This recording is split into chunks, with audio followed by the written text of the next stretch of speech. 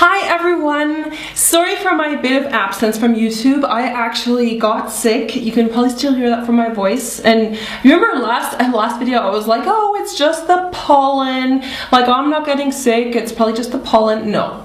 I got really sick over Easter break. I was in bed for like 3 or 4 days.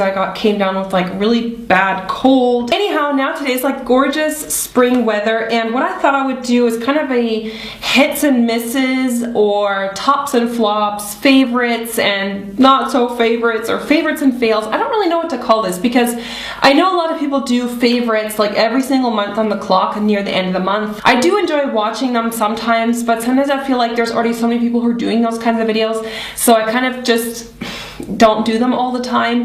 But then I was kind of thinking, because I get sent so much and because I'm so open with you guys and sharing with you what's sent to me, and a lot of you are always asking me to do reviews on those products, and I don't really do reviews on like individual products, mainly because I find those videos just incredibly boring to watch. But what I thought I could do is once in a while, maybe like bi-monthly or something, is do favorites videos where I would just tell you some of the things I'm really liking, and then maybe doing a few reviews of some of the things that were sent to me. I don't know, let me know if you want to see that, if it would kind of be a mix of like favorites and reviews of products that were sent to me. I don't really know what to call this. I need like a catchy title or something. Let me know your idea for a title, and let me know if you would be interested in seeing videos like that. Okay, this is one of my absolute favorite perfumes. This is the Stella McCartney Original Eau de Parfum. So she has a few different ones. This one is just called Stella. This is the 50 ml, and since like so long, there's only been a little bit left over, and I've been kind of saving it and never using it because this product is kind of hard to find here in my country. It's never like in stock, or it's just hard to find. Like, it's not a very common scent here. This perfume has the most gorgeous rose scent, but it's a really fresh rose. It smells like my mom has these really old rose varieties in her garden, and it smells exactly like that rose that I used to smell in her garden.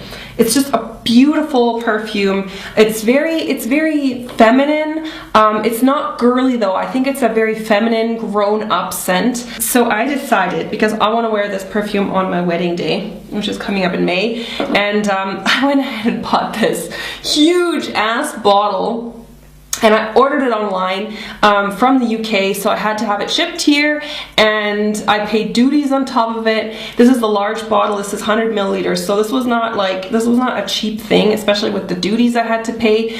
And it's just, oh my god, it's so gorgeous. The other thing that I bought that I'm really liking is the MAC Pro Longwear Concealer. I got the shade NW20. There is one that's lighter. However, this one has a slight peach tone to it, which is really good for neutralizing if you have like dark shadows. I apply this using a makeup sponge like this. This is like a sort of a beauty blender dupe sponge. I just buff that out. It has a really nice consistency. It doesn't seep into the fine lines. It doesn't accentuate them. It feels like moisturizing on. I mean, I always apply moisturizer before I do my makeup, but it feels nice. It doesn't feel drying.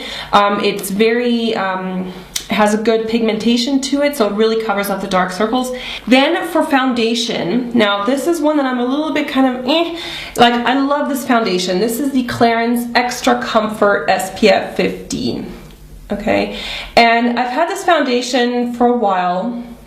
So it comes in a pot like that, and this has the most gorgeous finish. It's kind of made for more drier skin, I guess, so if you have dry skin, this is maybe one to check out.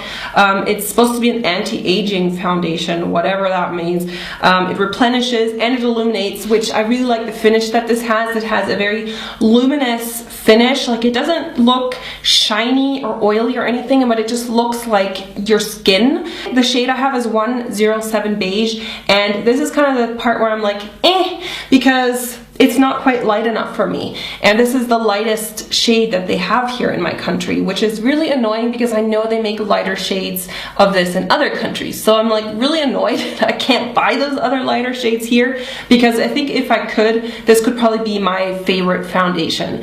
Another thing that I've really enjoyed is, this is something that was also sent to me, so it's kind of like a review or like a thumbs up for me, is the La Roche-Posay Lipikar Baume AP Plus. Now this is just like a body lotion lotion that's made for really sensitive and really dry skin.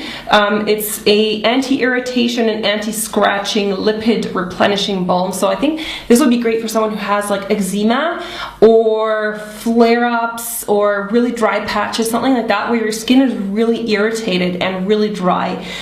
It doesn't have any scent, which is so important for that kind of skin. Also wanted to give a rave out to the L'Occitane cleansing oil, which I also was sent to me a while ago, so I wanted to get back to you guys on this one. I've used actually quite a bit of it. I mean, I'm like to here, which doesn't look like that much, but I've used that quite a lot. I start with completely dry skin, like as I have it on now, and then just get like 1.5 or maybe 2 pumps, and then work that onto my hands, and then put that on my completely dry skin, so I don't wet my face or anything before.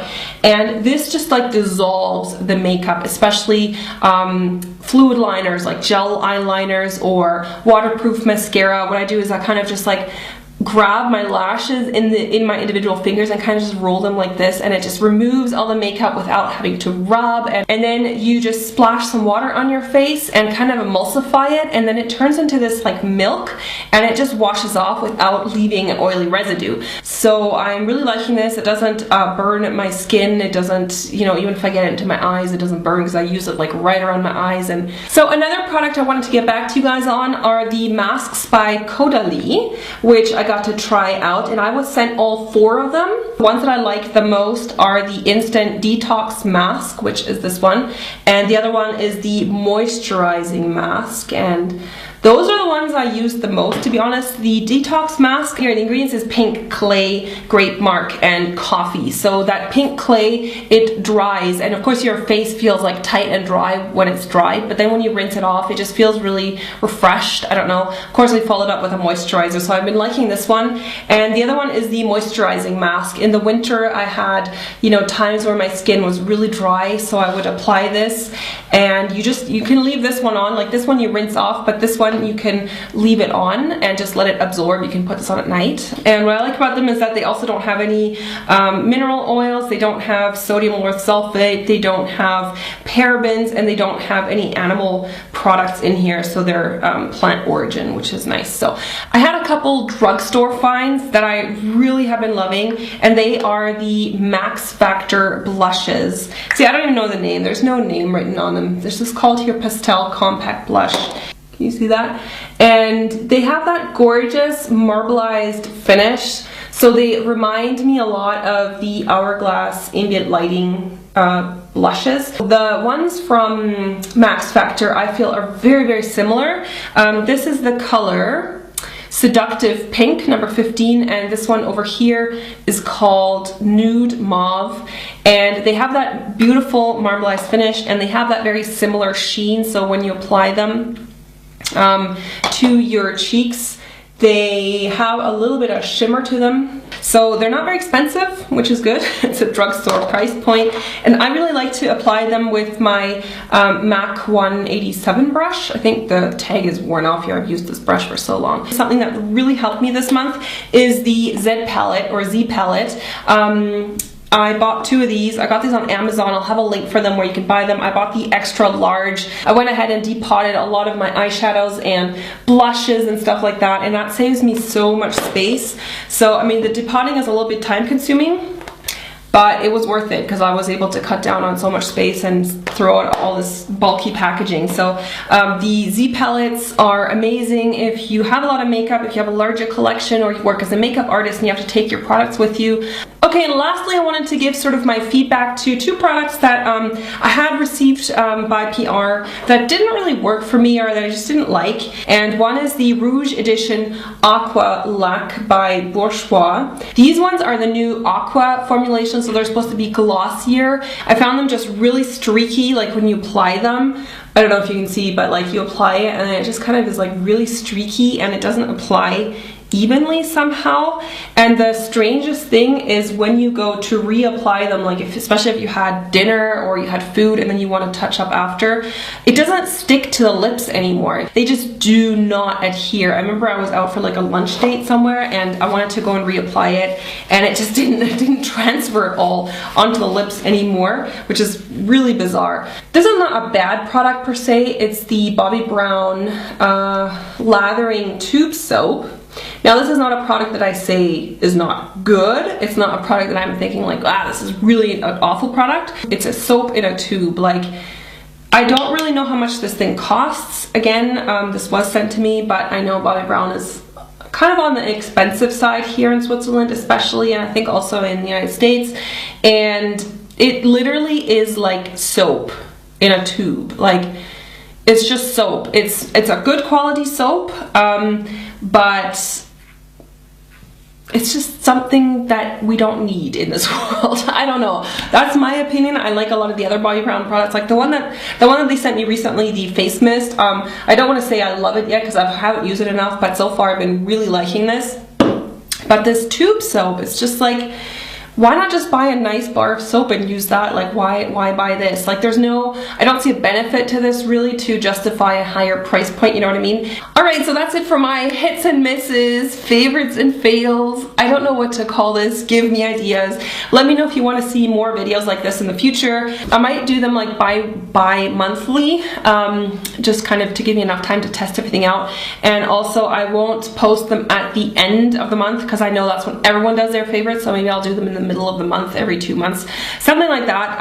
Let me know if you would like to see this a bit more frequently, if you would like to see this as a series. So thanks so much for watching, and you can see more videos this way if you want to see more, and I will see you later. Bye everyone!